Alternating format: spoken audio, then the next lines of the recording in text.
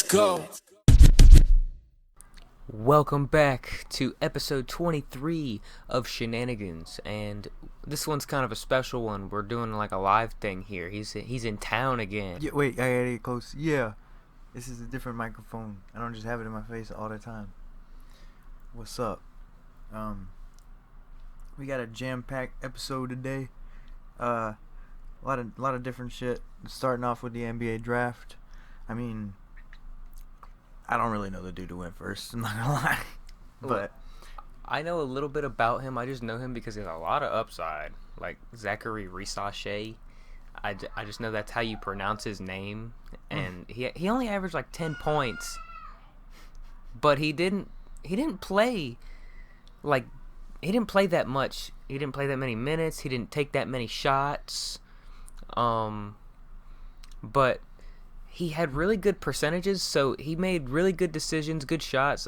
He's a good all-around player, I think. I think he has all-around potential. He's good at defense. I just really fucking think that, I don't know, man, that Zachary Risachet is just the potential. That's probably why the Hawks took him. They could have took Alexander Sarr. He played in Atlanta a little bit ago. Like, honestly, I don't know, but I also heard Sarr kind of pushed his way to the Wizards, and he wanted to play for the Wizards, and the Wizards also wanted him. It seems like the Wizards want to build around him a lot, which is honestly getting on to the second pick, Alexander Sarr. Another French guy. yeah, France is taking over, man. But with the first overall guy again. They just traded DeJounte Murray, though. It's spoiling a little bit of the topic later on, but it leads the question: are they gonna start building around this guy? What's up with Trae Young? So I mean, it's really interesting that they took him, especially ignoring Sarr, who is like the overall consensus first guy. I mean, they didn't work out with him or whatever, and I heard a statement that he said he didn't want to play for Atlanta. He wanted to play for Washington for some reasons. So I mean, I guess it kind of sounds like they didn't have much of a choice, or they were gonna get a guy that they'd have to trade, or didn't want to be there, or something like that. So there's a lot of questions about the Hawks, in my opinion, with the first overall pick. Yeah, a lot of people like it, a lot of people don't. I think it's good for the upside. He could be really good, but he could also just honestly not really pan out.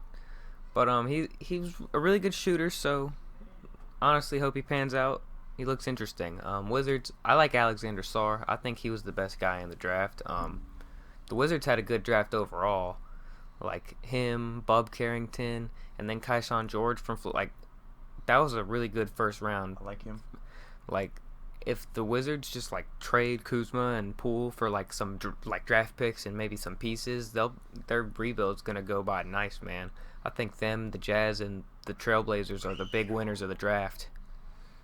I like the Wizards too. They're one of the teams, like, I didn't like watching Jordan Poole just like sucks super bad for no reason. Like, he lost all kinds of ability. Like, he just was like falling over his own feet last year.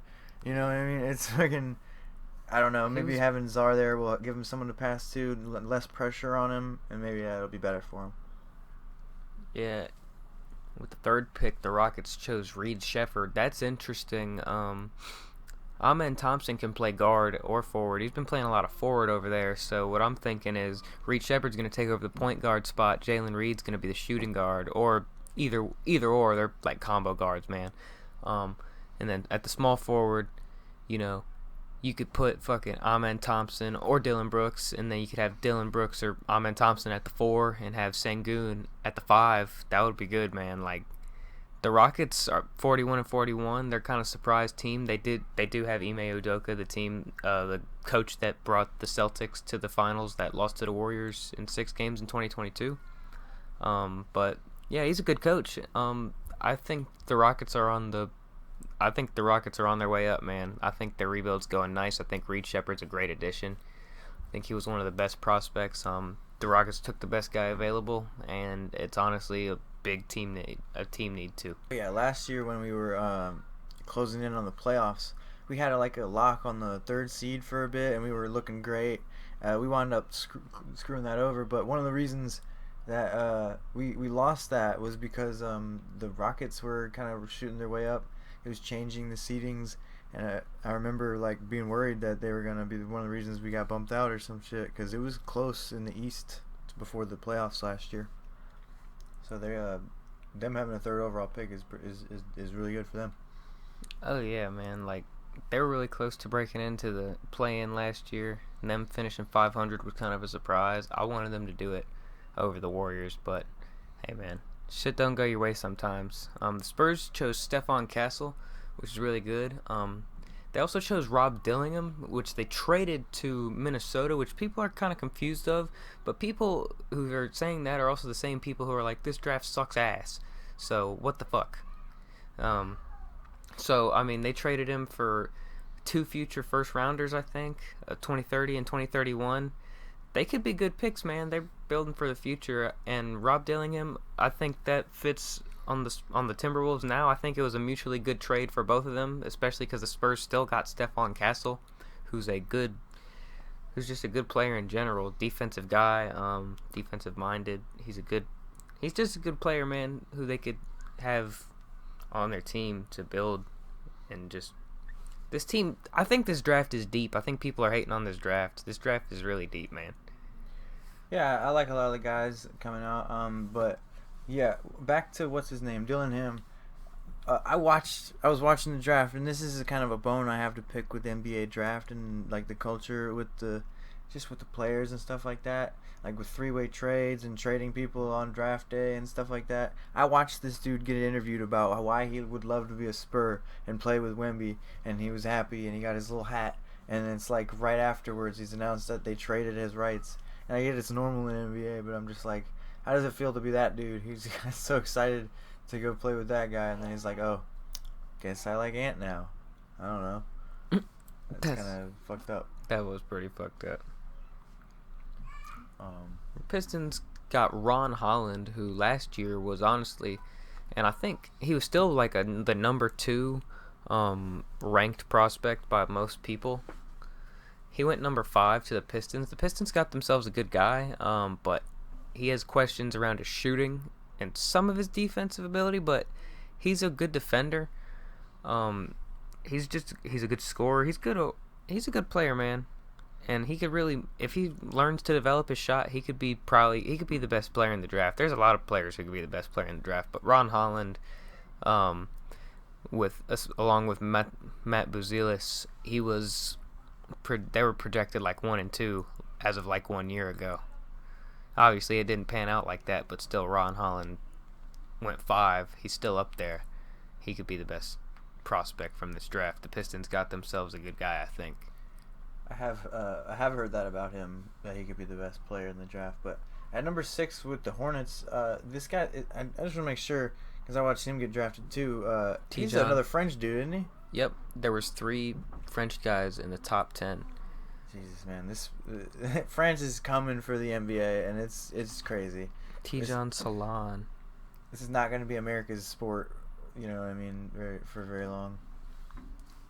Man, this dude's kind of like a prospect, I guess, kind of like a Giannis type prospect. Like, he might take a few years to develop, but his upside's really good. But he could be like, like Killian Hayes and be fucking ass and be like, why did you draft that guy again? Like, but I don't think he will. I don't think he'll be like huge star like everyone thinks he is. He could be like amazing and have all around potential to be amazing everywhere and be fucking great generational talent, but I don't know. I don't think it'll work out like Giannis, but I don't think he'll completely fall off the map. I think he'll reach some level. He'll be good, man. He might reach All-Star, but I don't know. The Hornets had a whole trade going on because the Grizzlies wanted to try and trade up to get Donovan Clingan here, and they were gonna trade them their pick, a future pick, and Marcus Smart for that 6th pick, and they just said, nope, we're keeping it. And the Trailblazers got Donovan Clingan instead, which is who they were hoping for, and it's crazy. He kind of, not really crazy, he fell that far, but people were talking about him potentially even going first, or even over Alex Sarr to the Wizards. Like, it's really crazy. Donovan Clingan, he has a really good mindset. He's a good defensive player. he's a good team player, man. I feel like he's a really good locker room guy, and he fits with this team. I know the Trailblazers have a lot of centers, but they're gonna honestly be trying to look to move them and build. I'd say they could trade like Aiton and fucking I forgot he was Simon. Yeah, Aiton and Simons, and they could build around Shadon Sharp, Scoot, and Klingon. Like, yeah, they're looking good. He seemed excited on draft day when he got drafted there, which I was like surprised because it's not the most ideal situation, but that's cool to be a young guy being one of the main focuses of the rebuild. I think the Blazers are going in the right direction, man. I really like how their rebuild's going. I like how the future's looking for them now after like 2 or 3 years of uncertainty for them.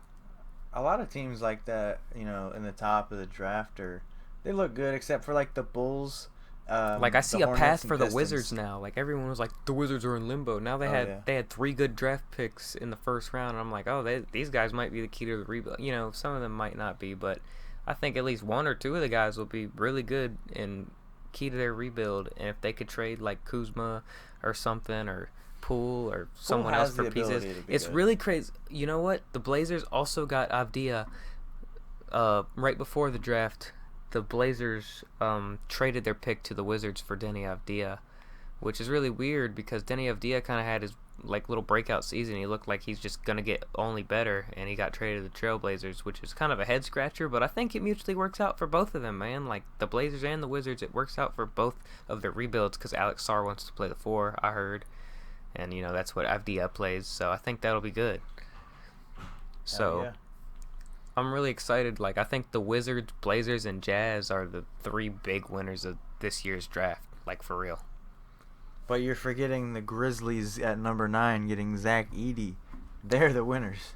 Oh, yeah. They were trying to go after Klingon, but they got another big man. A lot of people, and even me included, I was like, I don't see Edey being an NBA player, but with the Grizzlies drafting him, especially with this high, now that he'll get playing time, like, I see the Grizzlies, he could potentially pan out because the Grizzlies like that kind of center, man. I've seen people like he's going to get in the way of Ja dunking, but Steven Adams never did. Jonas Valanciunas, like they like those big 7-foot guys who play defense and clog up the lane and do screens and just like, they like those guys. They can really scheme around him, and I think he'll work out with the Grizzlies, and I actually like this pick for them. And not to compare anyone, but like your boy Jokic has proven that big old unathletic looking dudes can still pan out. It might take him a few years, but you never know. He ain't no passer or shooter like Jokic though. I didn't say I was comparing. I'm just saying like physically and athletically. Oh yeah, I got you. The Jazz, going into my 3rd like big winner of the draft, the Jazz, they selected Cody Williams with the 10th pick in the draft. That was really crazy. That's Jalen Williams' brother. He has a lot of upside and potential too. I don't think as much as Jalen, but he's right up there with them. They'll be like, I don't think they'll be just as good as each other, but they'll both be all-star like potential. Like I think Cody Williams could potentially like be the leader of a team. I think Jalen can lead a team now. He could be the number 1 option on a team. I think Cody can turn into that. The Jazz got a good player right there. I know the Thunder were probably trying to get him. I know they got some player we'll talk about in a few seconds, but Cody, the Thunder just had to pick 2 picks ahead of him. I bet they would have drafted him and paired him up with his brother if they had that choice, but the Jazz got him. Good pick by the Jazz. Hell yeah. Well, I don't know. Being with your brother would kind of be like you'd be behind him in his shadow, and that's not always great for anybody. That's true. I don't know. Jazz need to rebuild a little bit quicker than the Thunder need more depth and shit. So, I mean, they still got more depth with Mr. Topic 12, but before him was how you say that name? I don't know how to pronounce it. Matas Buzelis? Yeah, that guy. He was all loving how he was talking about how much he loved Chicago, how he wanted to be a Bull, and I was just like, I hope they trade you, just because that's what NBA teams do. Yeah, it's really cool for him. He was projected like a number 1 or 2 pick last year, same as Ron Holland. I was talking about him with Ron Holland just 1 year ago. Obviously, he fell to 11, but he was still being talked about being picked in the top 5, like just a week ago before the draft. So, hey man, Buzelis has a lot of upside. He could potentially be the best player in the draft too, but I don't know. His shooting was kind of questionable, but his defense is fucking nuts, man. He's a really good defender. The Bulls got a good defender. And obviously the Thunder drafted Nikola Topic. They need to stop naming Jokic, Topic, and Jovic. Like, what the fuck is going on over here? Jokic. There's gonna be a lot of Nikola something-iches around. And the Thunder got him. He was projected like top 5 pick before he tore his ACL, and this is how he fell, and now the Thunder got him, and if he heals well and he pans out, that's gonna be fucking crazy. Because now the Thunder have Alex Caruso, so SGA, Alex Caruso, Jalen Williams, Chet Holmgren. I think they just signed a center or something, but a Livingston? No, I can't. I forgot. He's a white guy. I can't remember his name. Yeah, but I'm a casual. they might be trying to sign Hartenstein, which is crazy. Did. Oh, they did. Holy, that's what I'm saying. Yeah. What? Oh my God, that's insane. I forgot his name. Yeah. Okay. So then Nikola Topic, fucking, you got Kason. I think Kason Wallace off the bench, and then Aaron Wiggins and Isaiah Joe. Like, geez, they're deep, man, and they're just getting even deeper because later in the draft they got Dylan Jones from Weber State.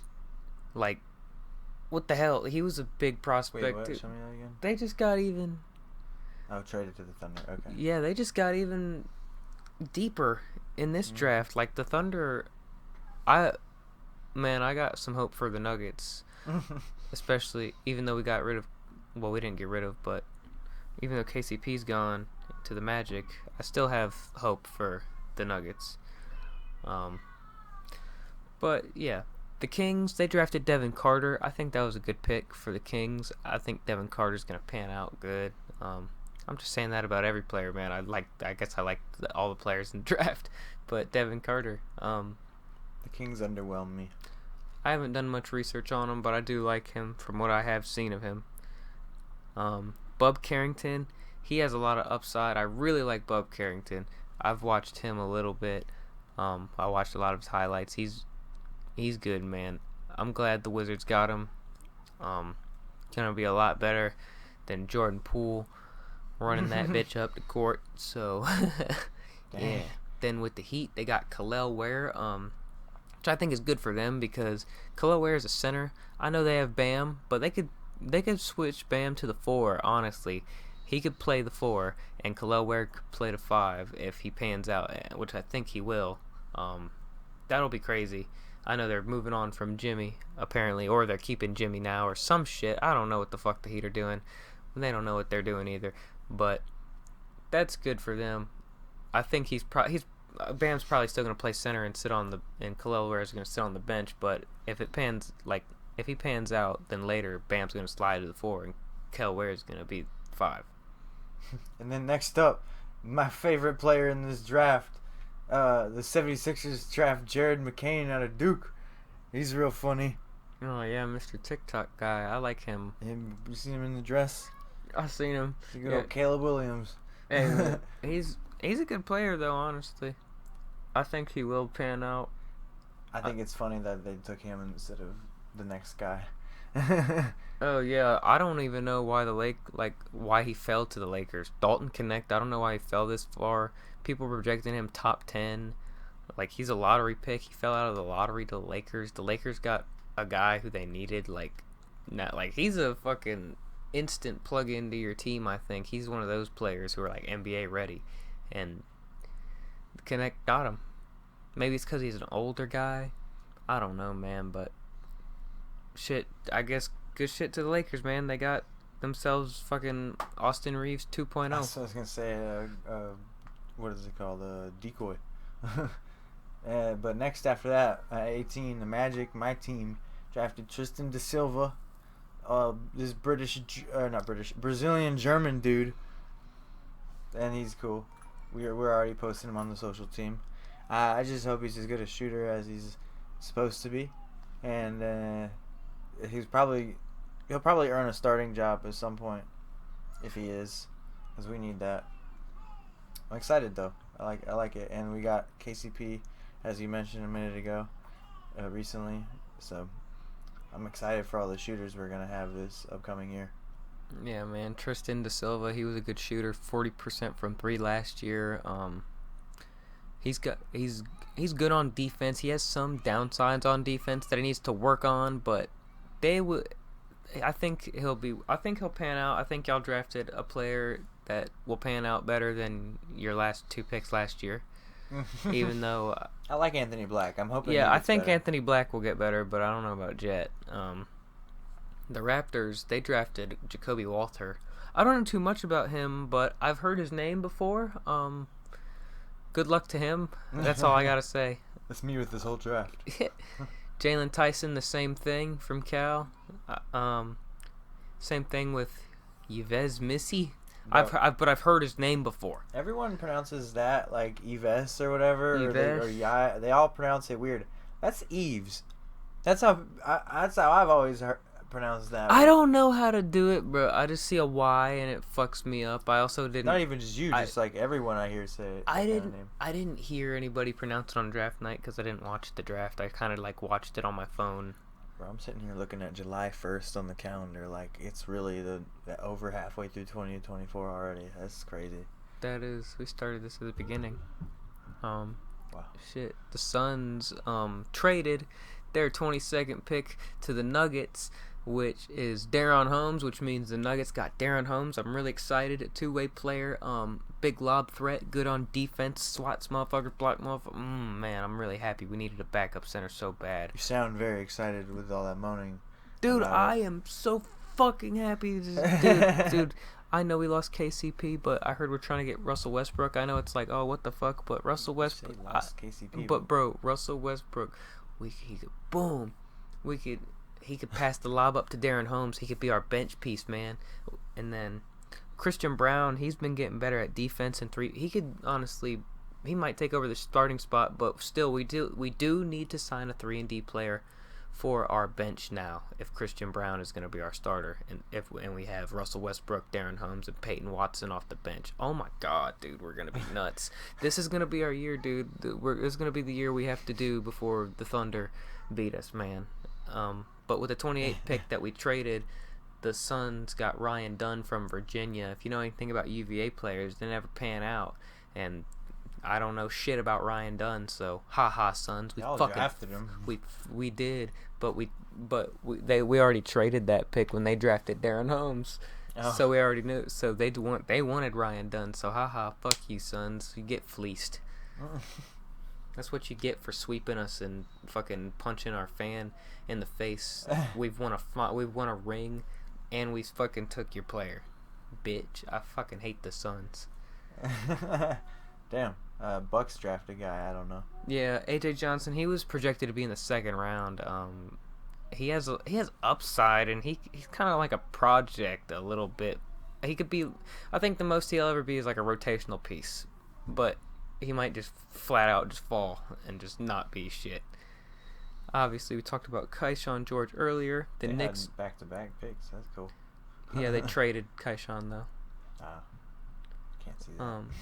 Pacome Dadiet they got, which is fucking cool. People are sleeping on him. He's a good 3-point shooter, man. I mean, he might not be playing right away, but this core is young, man. The Knicks have a young core, and they're signed for a little bit. Dadiet's going to become a part of their team within the next few years, honestly. Now, we talked about Dylan Jones. Bro, and then, they traded him to the Thunder, but how many picks did the Wizards have in the first round? I feel like I've heard their name like 3 times already. Yeah, the Wizards had 3 first-round draft picks, and they also traded like some of them too. So they had 3 that they traded around, so they still had 3, even though they traded around a lot. It's really weird. But the Timberwolves drafted a guy who is honestly projected to go he projected to go where he's supposed to go. Terrence Shannon. He has upside. He could be good. It's cool. But the Jazz got a guy who dropped last year, 1 year ago, even like a week before the draft, he was projected like top 10, top 15 lottery pick. Isaiah Collier fell all the way to the bottom of the first round. That's fucking crazy.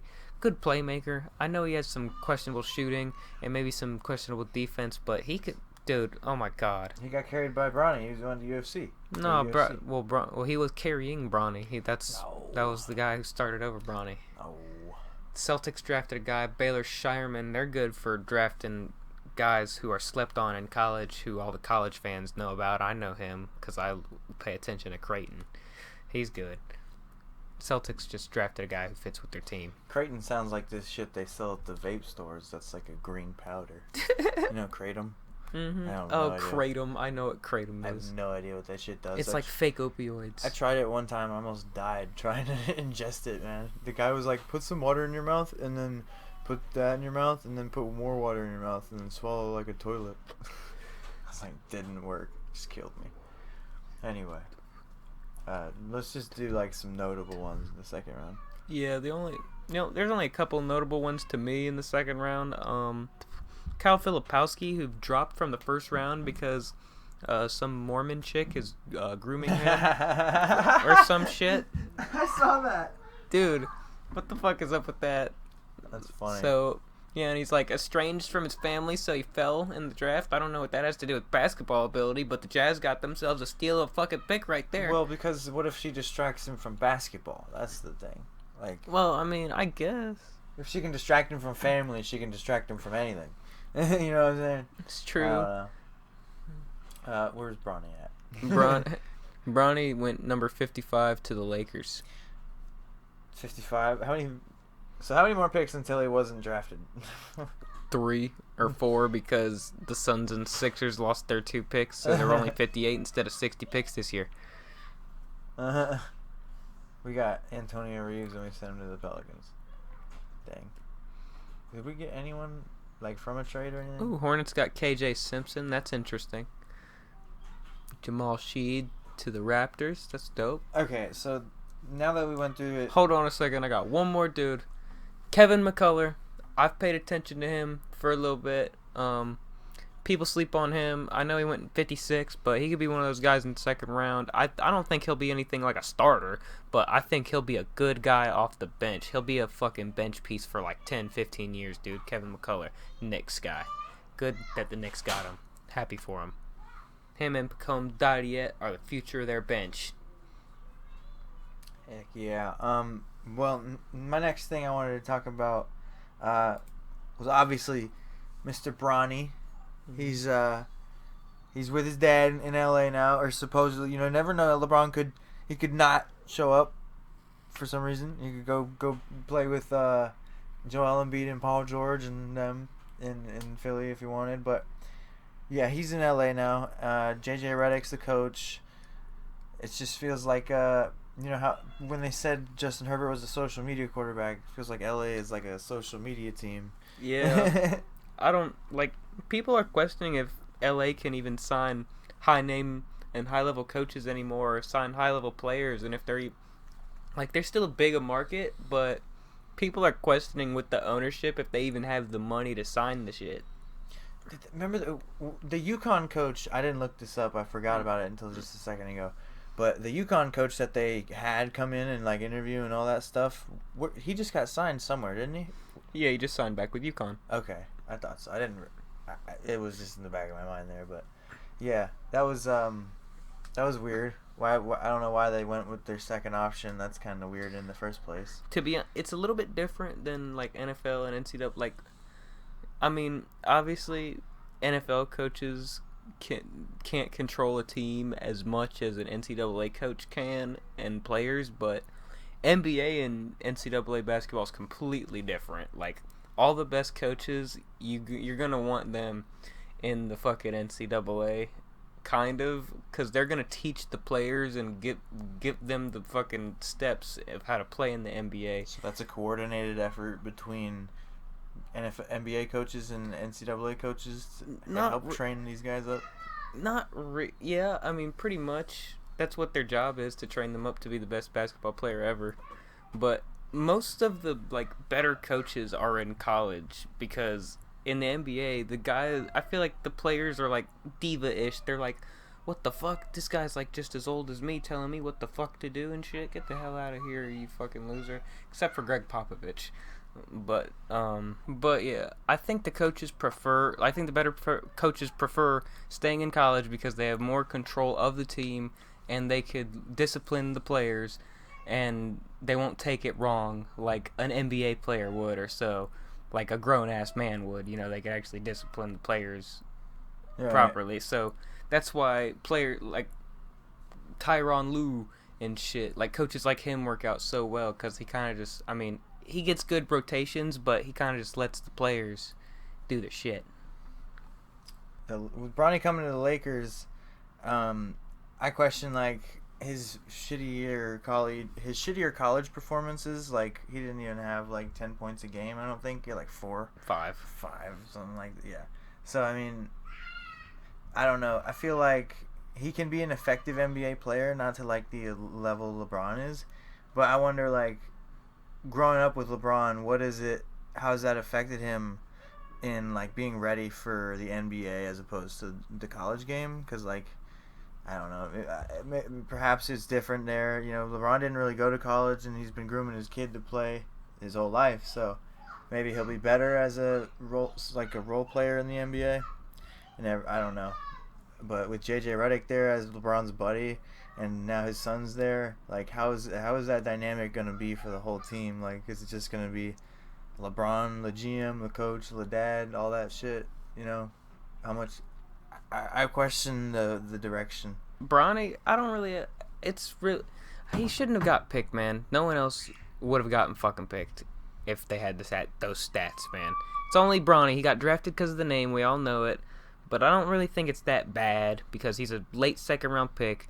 Look at the last 55 overall picks. How many of them has fucking panned out except for Aaron Wiggins? Like, none of them in like the last 15 years. So, who gives a fuck? Honestly. Just let them live their shit. If he pans out, he pans out. If he doesn't, he's a fucking second round pick and he got drafted because of his name. We know it. Like, it's no fucking surprise.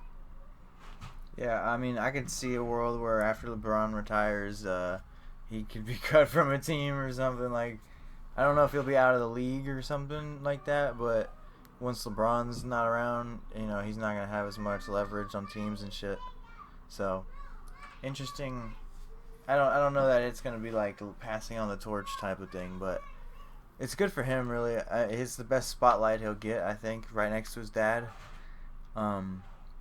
Tatum will be doing the same thing with Deuce, surely. No. Yeah, and then I think we were gonna talk about this fucking giant Chinese basketball star. I was gonna talk about some trades and stuff first, but yeah, we can talk about her real quick because there's this little lady, just a little 7'3". There's a 7'3", 17-year-old Chinese basketball superstar named I think it's Zhu Zhang or Zhang Zhu. I don't know. They'll put it one way for like Chinese names, but it'll be like Zhu Zhang. I don't know. They always write it the opposite way it's supposed to be said. But she's 17 years old. She's 7'3", and she's putting up like 40 points in the just Chinese female kids league. I think, you know, it's just weird to me. It's like, how is this? They go last name first, so how's she so big? I don't know. I said they're growing her in a lab or something. That's what they said about Yao. Yeah, it's ridiculous. I don't know. Why don't they come out like that more often? I don't know, man. I mean, fuck it. Not a lot of people are that tall at all, but a lot of the people who are that tall come from like the European region, like Serbian, like dude, Nikola Jokic's entire family is like 7 foot tall. I don't get how that happens, you know, in Asia.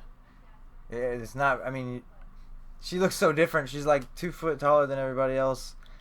It's weird. Towering over everybody. I want to see her parents. I didn't look up her parents, but I heard a lot of people say they don't know if she's gonna pan out, but I don't know, man. She's fucking giant. I've never seen someone that tall. She wasn't dunking at all, which was kind of weird in the videos. Like, she wasn't jumping up to do that. I mean, yeah, maybe she's not. Maybe she ain't athletic or something. So maybe when she gets to the that's why probably a lot of people think when she gets to WNBA, or if she even does, or college, she might just flash out because there's some shit like that. Chinese female Zach Edey, you think? Maybe? I don't know. Looks like him. I feel like I don't know. Yeah, so Chinese superstar, interesting conversation there. It was gonna be the shenanigan of the week before some more things happened, and she just got a topic.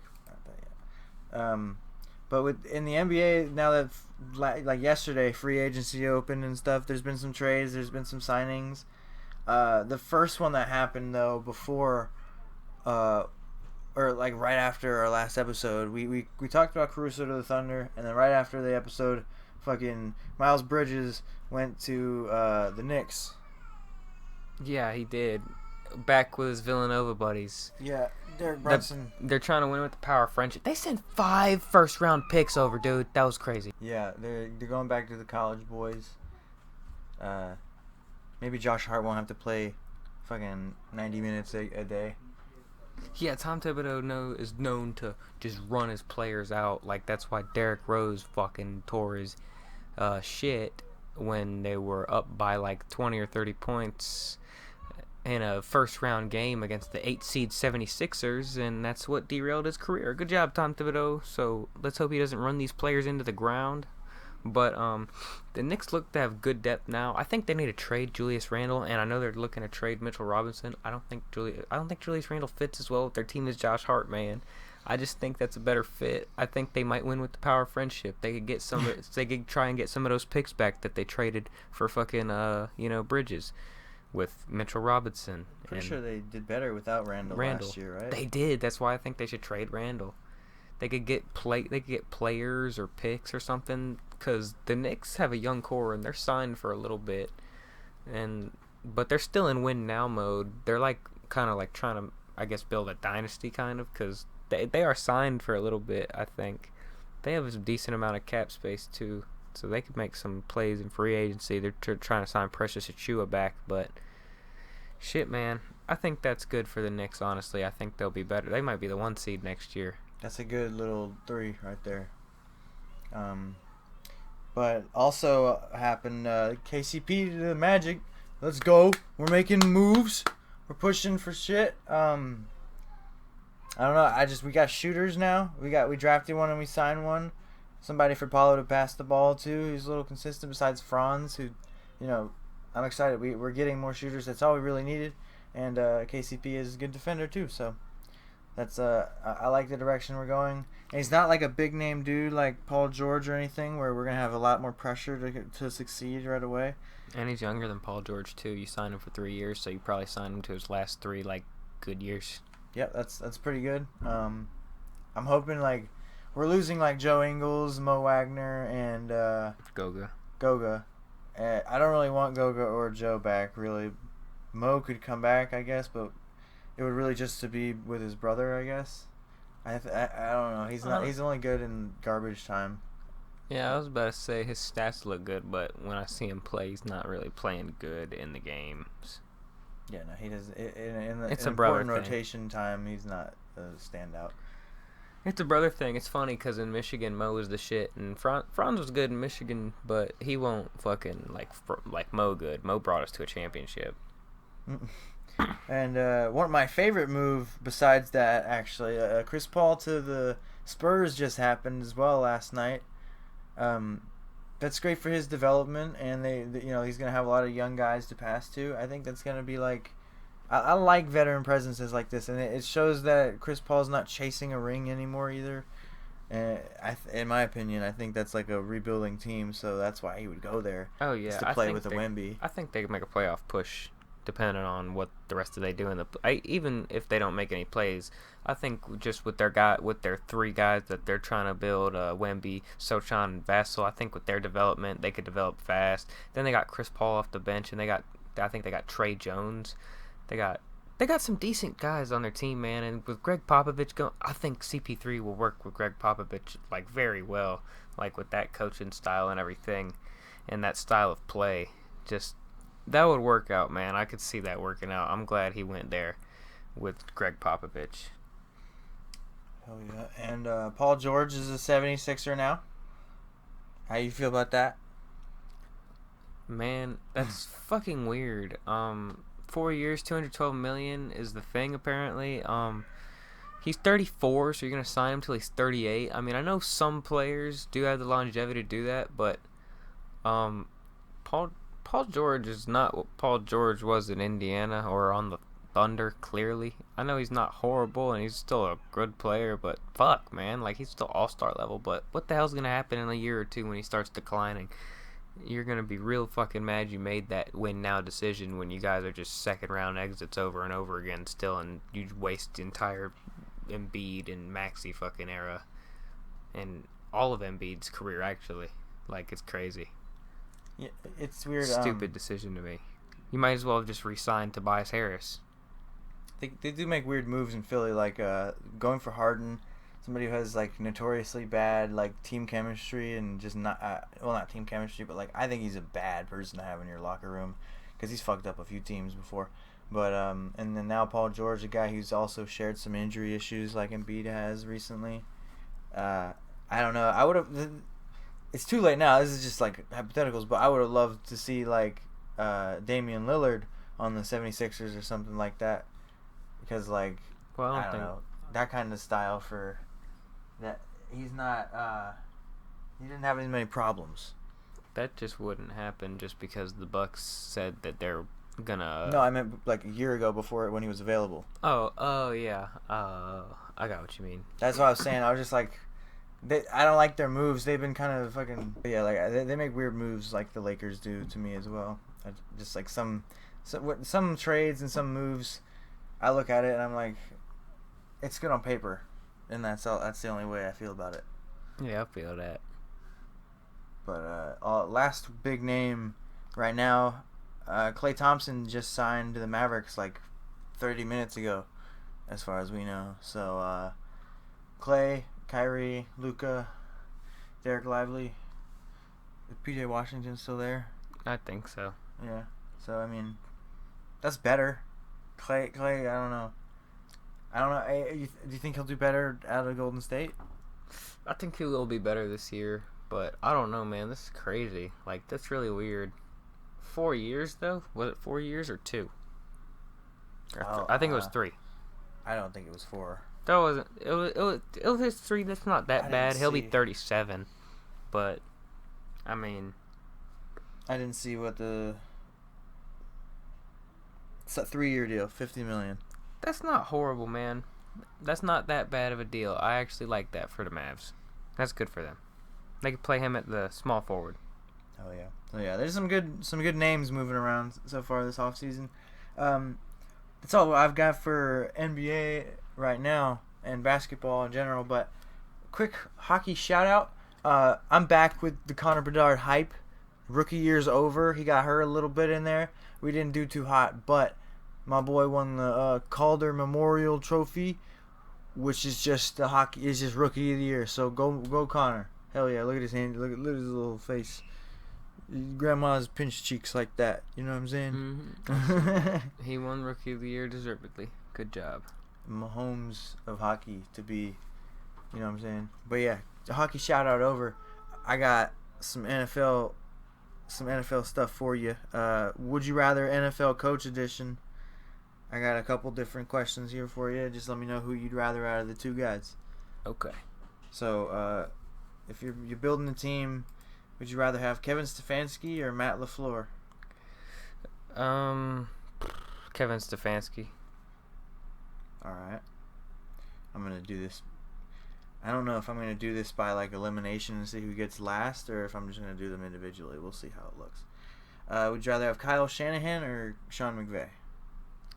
Kyle Shanahan or Sean McVay. I'd rather have I guess Sean McVay. He's won a ring. Alright. Better. Alright, Dan Campbell or Brian Dable? Dan Campbell. Alright. Took him 3 years to get to the playoffs. Dable won.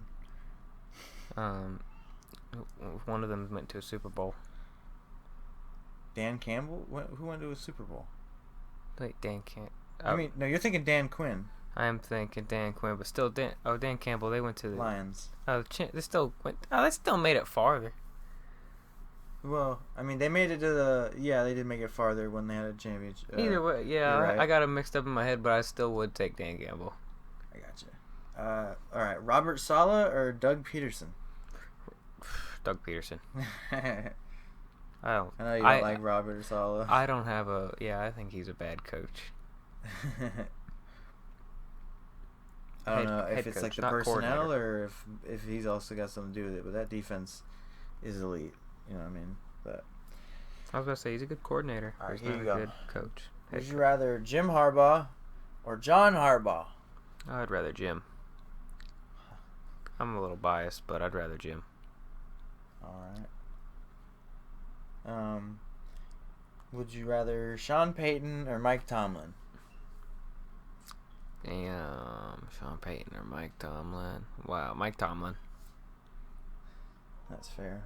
When was the last time he won a Super Bowl? He won versus the Cardinals. That was his last one, but Yeah, I think Sean Payton's a little fraudulent. yeah, nowadays. Oh, here we go. Mike McCarthy or D'Amico Ryans? D'Amico Ryans. That's crazy. Better Texas team? Yes. Wow. Okay, and Mike McDaniels or Kevin O'Connell? Kevin O'Connell. Mike McDaniels is an offense merchant. He don't know nothing about no defense. Alright, I guess I'll just do them all like elimination now. See who your favorite out of the ones I did was. I didn't put Andy Reid in here on purpose because it's not fair. Stefanski or McVay? I'm gonna take McVay. Alright, Dan Campbell or Doug Peterson? Dan Campbell. Alright. Jim Harbaugh or Mike Tomlin? Mike Tomlin. Sorry, Jim. D'Amico Ryans or Kevin O'Connell? D'Amico Ryans. Alright. Mike Tomlin or D'Amico Ryans? Mike Tomlin. McVay or Dan Campbell? McVay. Okay. So McVay or Mike Tomlin? Mike Tomlin. Never had a losing season. We do not care. Alright, so Mike Tomlin wins. Damn, I've done that. Mike Tomlin is the winner. Congratulations, you didn't lose again. I don't know. He's not done much since the Super Bowl, really. But next up is Japan beating America in some I don't even know what this is. It's like U20 football, whatever that means. Under 20 football. Oh, good job. Good job. I didn't understand that. But yeah, so we lost to Japan, and then we lost to Austria recently, like today as well. So we lost like the semifinals, and then we lost the bronze game as well. So America's been put to shame by the European under-20 league and the Japanese one. So it was kind of funny. I saw a thing that Pat McAfee was talking about it for a second. Man, you said football lost to Japan. I thought you were talking about soccer, not American football. That's fucking crazy. Yeah, no, it's kind of embarrassing. But a little bit more embarrassing football topic. Jamarcus Russell, good old fat guy for the Raiders. He apparently had been volunteering for his high school alma mater as a coach, and he's recently been fired a few months ago and just coming out now for allegedly stealing a $74,000 check in the name of the school for equipment and stuff like that. Oh, damn. And I don't know too much more about the story, but he's a little fucking slime ball. He's lazy, and how you gonna steal from your old school? I don't know. That happened though, and but that's it for football as well. We're gonna be bouncing between sports here for a little bit. this week, last on this Saturday, we had UFC 303. Let me look at the whole thing because this was a pretty good card. On the early prelims, let's see what happened. I was pretty like wrong most of this card. I think I was 50-50. But yeah, this guy Vinicius Oliveira, freaking, he's a beast. This guy had some Ray Susuria I can't say that. Had some amazing grappling. He's 10-0. Dude, he was going for twisters. You know what a twister is? Mm-mm. It's like I lock up your leg and I lock up your arm and I'm behind you and then I like twist your head. So I'm twisting you at 3 points and it's a spine lock. So it twists your spine and you can get paralyzed from that shit. And it's really hard to pull off. But this dude, and I'm telling you right now, flyweights are the most exciting grapplers in the sport. And that fight proved it to me. So, yeah. Andrei Arlovsky lost, and now he's no longer in the UFC. I don't want to be flyweight anymore. Yeah, you gotta learn how to grapple. But Andrei Arlovsky at heavyweight is too slow now. He's 45, and they released him from the UFC. Also, right after that, Michelle Watterson retired because she got beat, and she's just turned 40. So, a couple retirements and people that got cut and stuff. And then in the prelims, Peyton Talbot, Mr. 9-0, apparently he stuck a vape up his butt or something once. I saw on Twitter. What? Yeah, they said that about him on Twitter. That's weird. Yeah. He also pole dances and shit and paints his nails and he skateboards, so he's like a poser, weirdo, fucking edgy kind of dude I hate. So he's a fake emo? I guess. He's the kind of guy that makes the music you like. No way.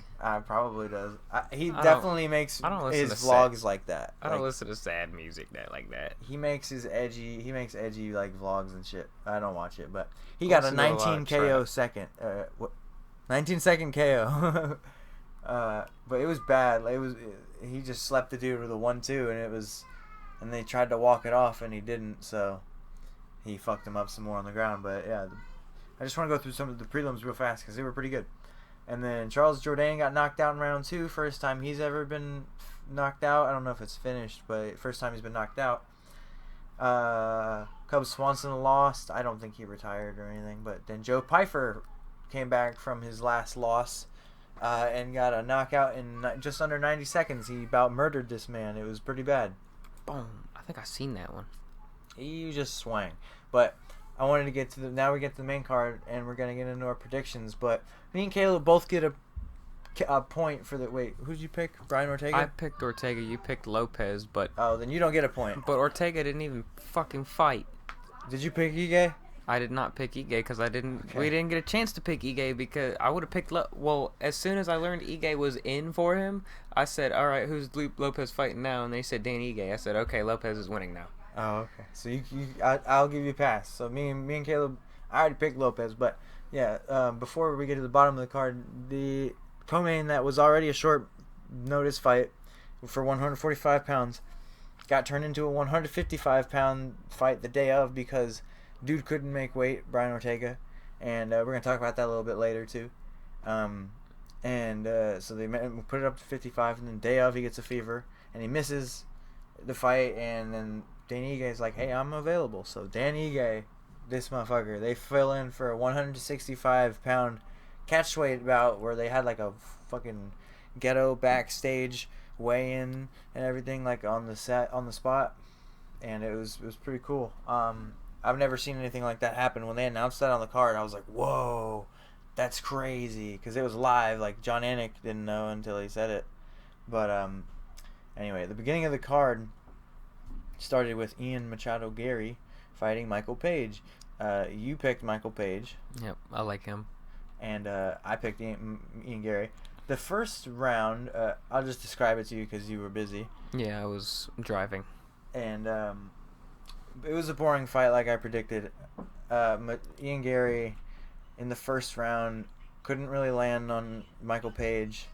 And then he was getting beat on the feet, but then he caught a kick of Michael Page's, and he put him on the ground, and then he controlled him on the ground for the most of the first round and had some threats with the rear naked choke and everything. He was threatening submissions.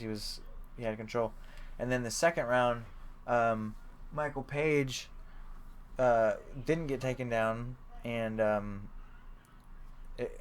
like Ian Gary was really trying. Ian Gary couldn't beat him on the feet. It was pretty wild. I thought Ian was gonna like leg kick him and jab him up and shit, and he had nothing for him on the feet. But he was grappling him, and that's how he ultimately won. But there was a point where Ian like fucking went for a takedown and he like fell on his back instead, and then MVP had mount. So it was just a weird fight. Like Ian was making sure there was less striking than than MVP wanted. Like there was clinching and shit. And it was boring.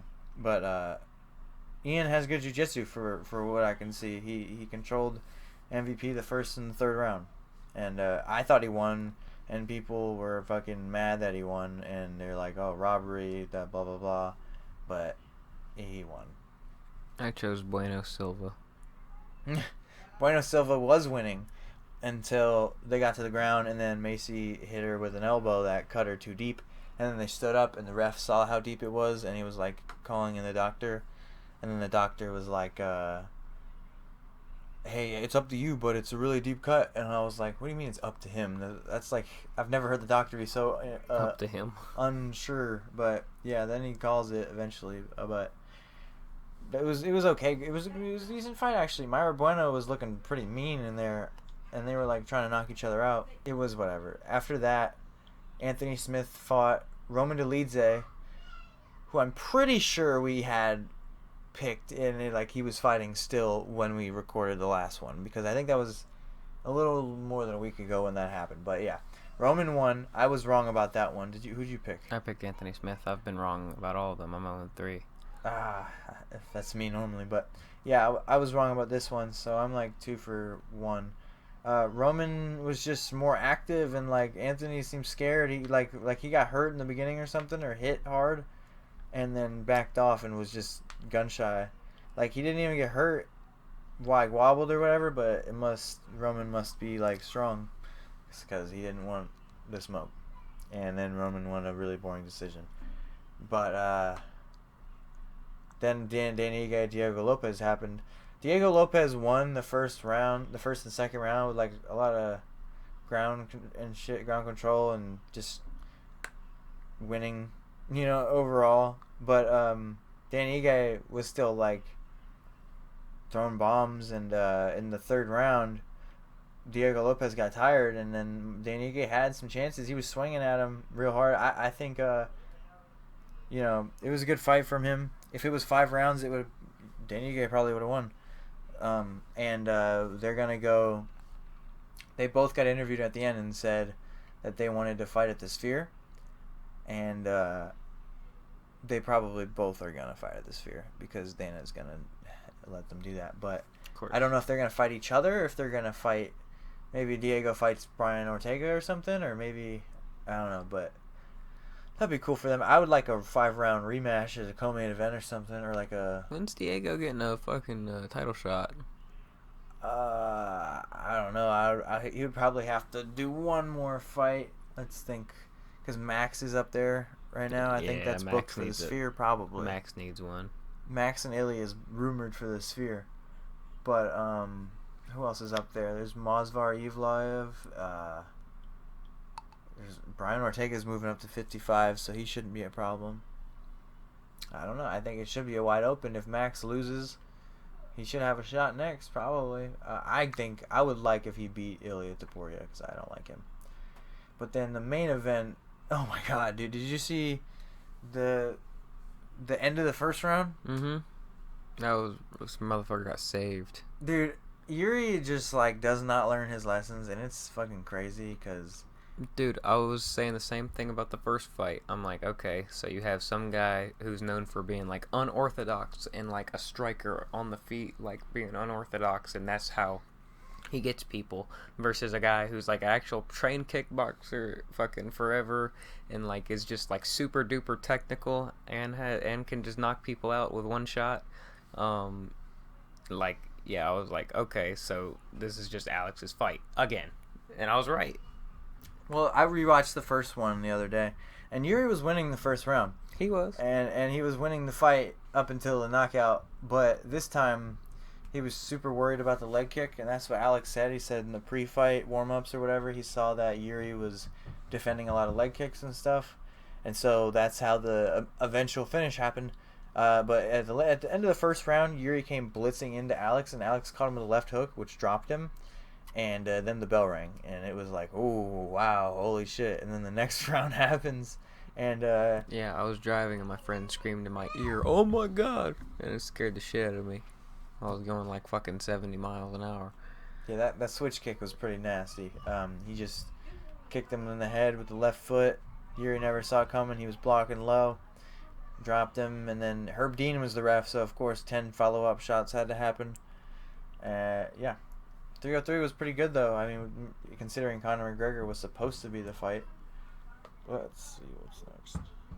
Yeah, man. Like, I can't. I was gonna say I can't believe it, but I can believe it. Conor's not gonna fight Michael Chandler. Next thing I want to talk about real quick was just like the idea of missing weight in MMA.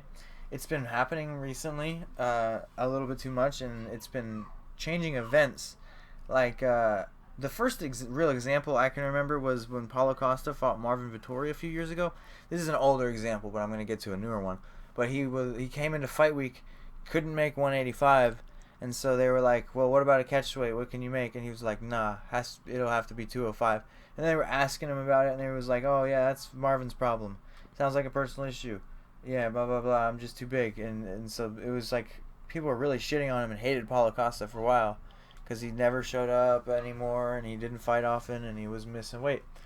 And so that was a big scrutiny at the time, and then we didn't see anything like that until recently. Last week, before this week, Kelvin Gastelum came and fought Daniel Rodriguez, and it was supposed to be a 170 pound fight. And then he comes into the fight week, and he's telling people he can't.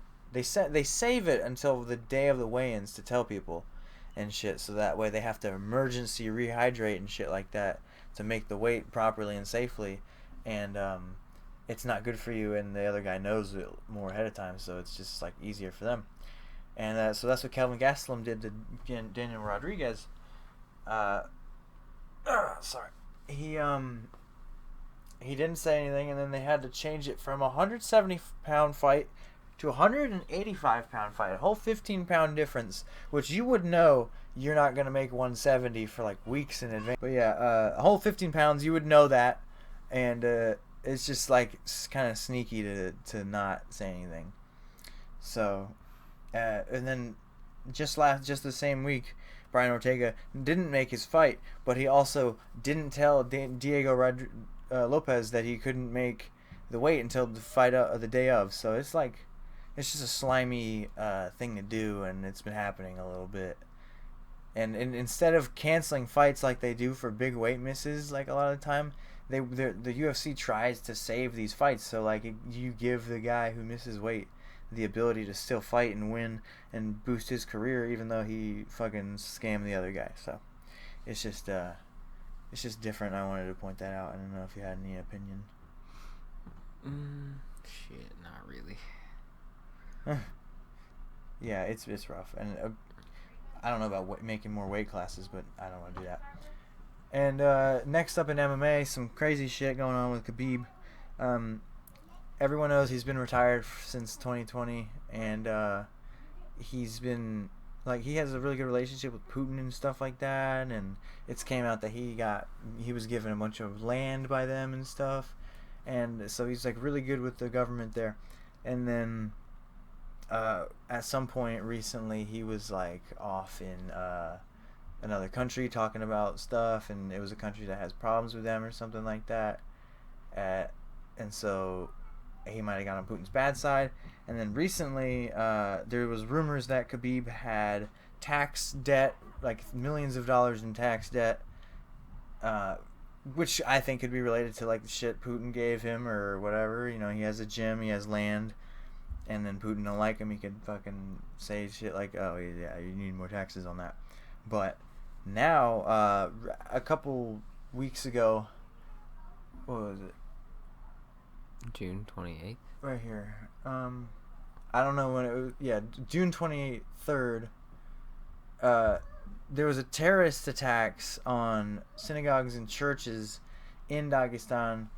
It was like terror coordinated shootings, and it resulted in like 15 police officers and 5 civilians dead, and lots of injured people. But one of the people that was involved in that was somebody that trained at Khabib's gym in Russia called Eagle MMA, and so then he was put on like a kind of a watch list, and now they're coming recently, as of like yesterday or June 28th.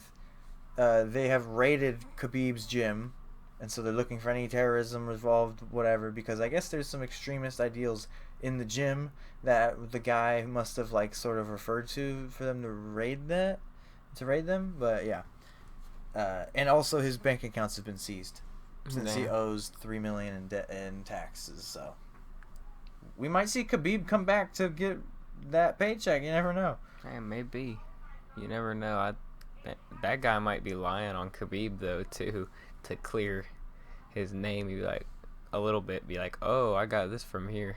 I don't know, but that's a big one. Like there was. That is huge. A bunch of SWAT guys, a tank. You see the tank down there? Right there? Yeah, that's crazy. Dang. What the fuck they need a tank for? For Khabib. Oh, that's true. They do need a tank for Khabib.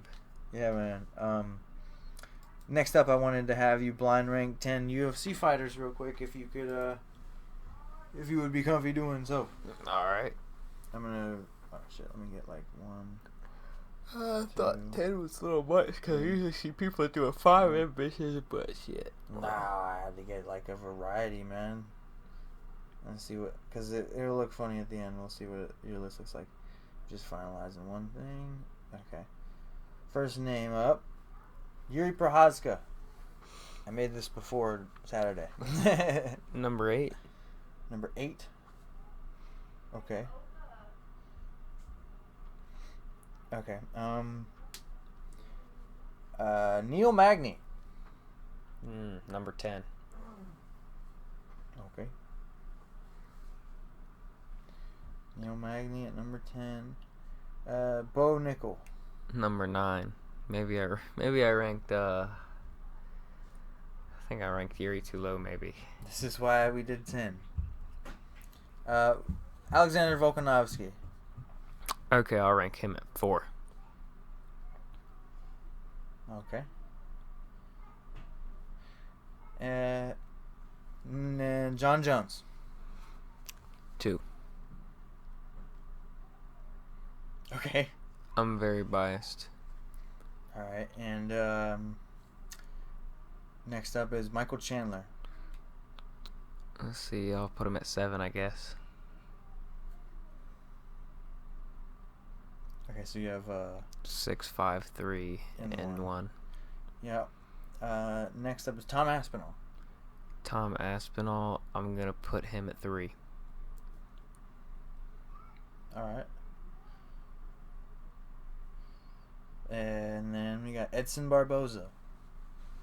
Guess I'll put him at 6. So they're just 5 and 1 now. Yep, 5 and 1. Sean Strickland. 5. Oh boy! Please tell me Islam's at 1, because that's who. No, it's Izzy. I'm not okay with having him over John Jones, but I mean it's better than having like someone else like Sean over John Jones, I guess. It's not that bad. It's not horrible. Here's your list. You have Israel Adesanya at number 1, John Jones at number 2, Tom Aspinall at 3, Volk at 4, Sean Strickland at 5, Edson Barboza at 6, Michael Chandler at 7, Yuri at 8, Bo Nickel at 9, Neil Magny at 10. I don't hate it because Yuri's not that great, for real. So him at 8 is not that bad. I'd probably switch him and Barboza. Well, I'd put Chandler and then I'd put Barboza and then Yuri. But I have Bo Nickel and Magny right there, and then I'd switch Israel and John. I'd have John and Tom at 1 and 2, and then Israel at 3, Volk at 4, Sean at 5. I think Izzy's better than Tom, and like he's so good at kickboxing. Tom is better overall, and he's big, but I don't know. That's fair, yeah. I guess because Tom's a champion right now. But yeah, that was good. It wasn't that bad of a list. I don't like blind rankings really much. I think they're kind of stupid. But that one, I just wanted to see how you do with that. Yeah, I'm not mad at that one. That one wasn't horrible. Now we're just wrapping up. I got some goofy combat sports stuff. Paige Van Zant fought in Power Slap, and I'm not too proud to admit that I watched that event. Power Slap 8 had Dumpling debuting. Dumpling was electric. He was a 1-slap knockout. And then Paige Van Zant, they went to a decision, but she won, and it wasn't bad. She almost knocked her opponent out a couple times. But yeah, if y'all think Power Slap is like stupid, it is, but it's also entertaining, and I don't think it's as bad for. I mean, it's bad for you, but like, I don't know. They're not as bad of a shot as I used to think they were. You know what I mean? Yeah. I used to think they were getting like fucking annihilated, but they're not always, because they flinch and they club and they foul and shit. And if you get 2 fouls, you're out in the game. The match is over. So this is not. It moved pretty fast, but after that, Alexander Usyk is vacating one of his titles that is going to have a mandatory defense, and he's going to let that be fought for with Anthony Joshua and Daniel Dubois, which is like this weekend or something. It's crazy. Or it's soon. All these fucking belts, and then he has to vacate it because he doesn't have enough recovery time to fight for the mandatory fight. That's some bullshit. Yeah, boxing's retarded. But that's happening, and he was doing it kind of as a friendly gesture to Usyk or Joshua, so that's nice of him. Yep, they already beat him twice. Have a free championship, bud. And then there's some goofy stuff to wrap it up here, but next up here is this insane brawl at Karate Combat. I have a video of it here. So here's this these coaches talking shit, and then he's trying to get over there. Here's the president in the suit over here. And so this guy hops up there. The president's like, no fucking way. This is Sam Alvey, right? By the way, right there. So yeah, this coach is trying to jump on the other coach's side of the pit, and then the fucking president comes and gets the dude in the rear naked choke with Sam Alvey's arm trapped in the middle of it. You see him? That's crazy. Yeah, so like nothing like that. I mean, there was one lady who tried to storm the UFC octagon, and one dude who punched someone after the bell, but that's about it.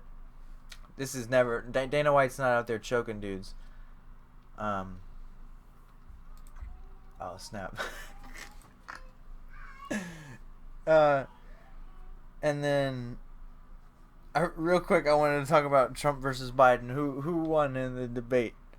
Trump kept on dodging a lot of questions and lying, and then Biden kept on lying and fucking being senile and getting angry and sounding sick and looking defeated. It was really sad. It was a sad debate. I don't like either side. I hate them both, man. I don't fucking like them.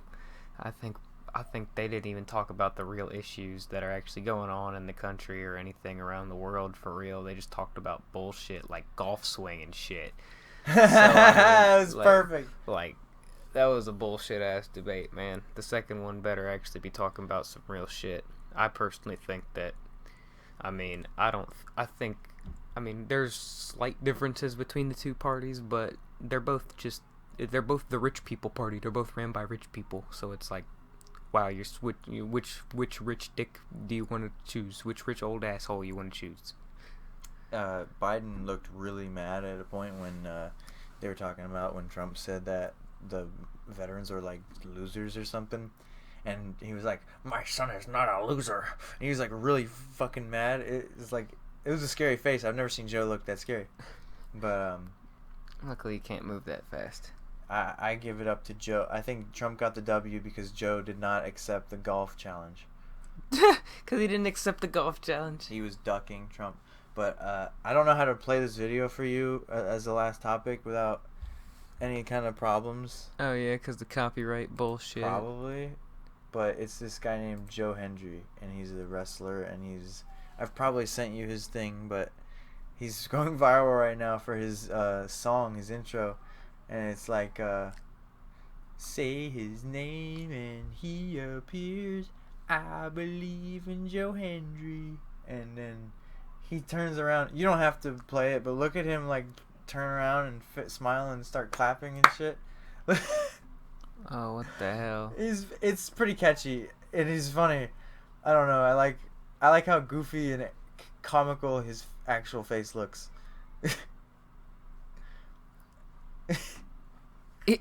Why does he? I don't know. Then there's like a picture of or there's like a video of him coming into a Royal Rumble or whatever. I'll find you the video. This does not. But he does that same like turnaround bullshit in real life. This doesn't look natural. I know it's like AI. Hold on. Look at him turn around in person. Wait. He's got the music video. What the fuck? I don't know. I think it's great. More social media memed wrestlers and athletes, please. That's great. I liked when Jamal Hill was doing TikToks before everyone started hating him. I don't remember that. But dare I ask, but do you have a Caleb's Corner this week? No, I don't. As usual. Okay. We missed them. But Shenanigan of the week. This is shit to talk about. It's whatever. It's a pretty weird time in the off season. But we have a good Shenanigan of the week. It's a crossover one. On the last episode of WWE, I think it was Friday Night SmackDown. Derek Brunson was in the crowd, and Logan Paul had Tyrese Halliburton helping him out, trying to give him some brass knuckles during a match. And then Derek Brunson was like, I don't like that.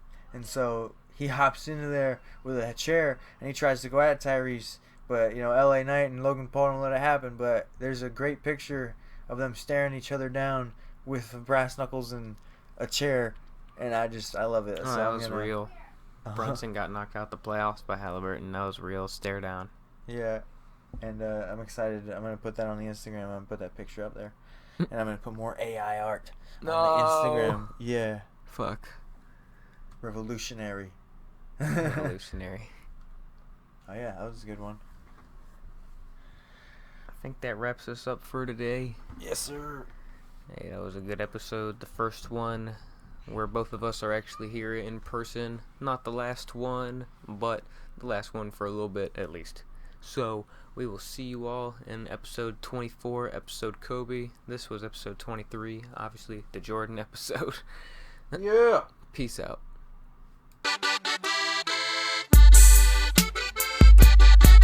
The Shenanigans of the week.